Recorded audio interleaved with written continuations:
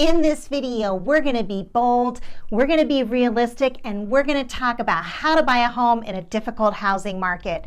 So stay tuned.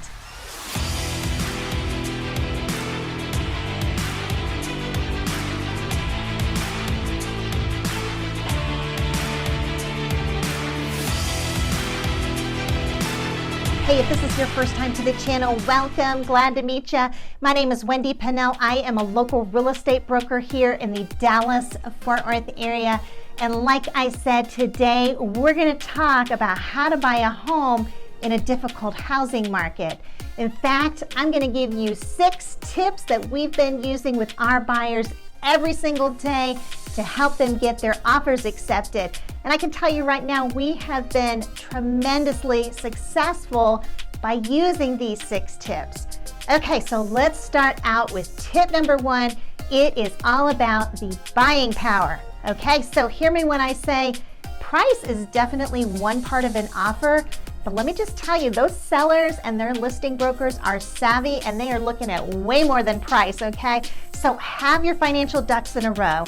Have a super powerful pre-approval letter and proof of funds. And listen, when I say powerful, I'm talking about things like using a well-known lender who has a great reputation and great reviews, right? So if you're from another state and the lender where you're at is phenomenal, you know, the seller and the listing broker here may have never heard of that lender, okay? So there's certainly a benefit to using a familiar, well-reputed lender. Okay, another thing to consider, there are loan programs that allows you to buy as if you're all cash and non-contingent. One of those is called the non-contingent offer program, and that works if you're, say, for example, selling where you are and buying here.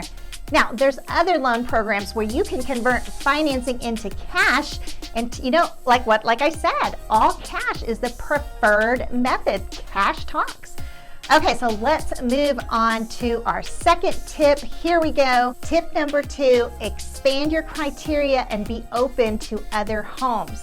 Okay, there are a variety of ways you can do this. The first one is, you know, you can go for the ugly duckling, right? Let's just say that carpet is stained. Or, you know, it's dated. Those are homes you're likely to have more success with. Now, it could be a gorgeous house with horrible pictures. Consider that house, okay? The third thing it might have is, you know, it might be tenant occupied. Might have a tenant in the house. Other people may not consider that, but you can. Now, one thing I would suggest definitely on that is to make sure that you'll have possession by closing. Couple other things in keeping with being flexible on that is, you know, if it's just a dirty house, but you know it can be cleaned, right? That's something that you could consider. Now, as you're looking at those repairs and being willing to kind of go with that ugly duckling, be sure it's not long-term structural issues.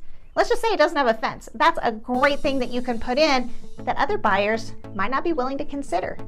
Okay, tip number 3, expand your criteria and be open to other areas. Are there other areas within the Metroplex where demand is lower?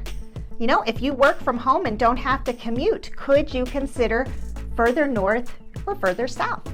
Or maybe you need to consider areas you hadn't originally considered, but keep an open mind. Check the crime data, check the schools. You may find there are whole other suburbs and communities with excellent schools and low crime that you hadn't considered. You know, and I can tell you this little tip, the south side of Dallas is generally more affordable than the north side. And you have some fantastic communities with outstanding schools and low crime ratings. I'm thinking of places like Mansfield that people don't think about as much, okay? So definitely be flexible with areas. Okay, moving on to next tip, let's talk about typing up that offer. Listen, don't ask the seller to pay for things. In fact, you pay for all your closing costs and offer to pay the seller's closing costs as well. Kind of going back to that, you know, we talked about use a well-known lender that has great reviews. Another thing you can put into your offer is to use a short inspection or option period. And listen, if you can, use the appraisal waiver. What an appraisal waiver is it's you're saying if the house doesn't appraise, that's okay. You'll make up the difference, okay? Sellers really like to see that. Okay, are you ready for your next tip? Here we go. Be willing to make offers on several houses. Don't hone in on one house as the one and only. You're gonna have to be flexible. Be willing to make offers on several to increase your odds of having an offer accepted. And this kind of goes with accepting, being flexible on what a house looks like, repairs it might need, and also, flexible on location. Be ready to go ahead and be flexible on making an offer on several. Now, last tip, you've got to be decisive and you've got to act fast. Okay, you've got to keep an eye on all those automated emails that are coming in with available properties. Be ready to stop what you're doing and take a look, okay? As soon as you decide it meets your criteria from an online perspective, schedule that showing. And if you're out of state, that's okay. Have me go and show you the home over the phone. Or I can record video, with the seller's permission, and we can show it to you that way.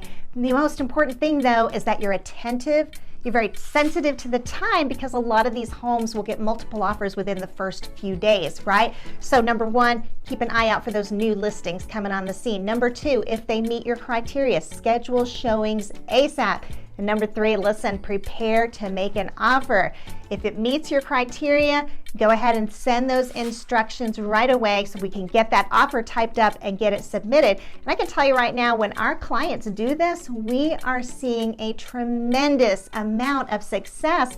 We're getting our buyers offers approved left and right, okay? In a market where a lot of buyers are frustrated, we're able to get our buyers into homes, into their dream homes.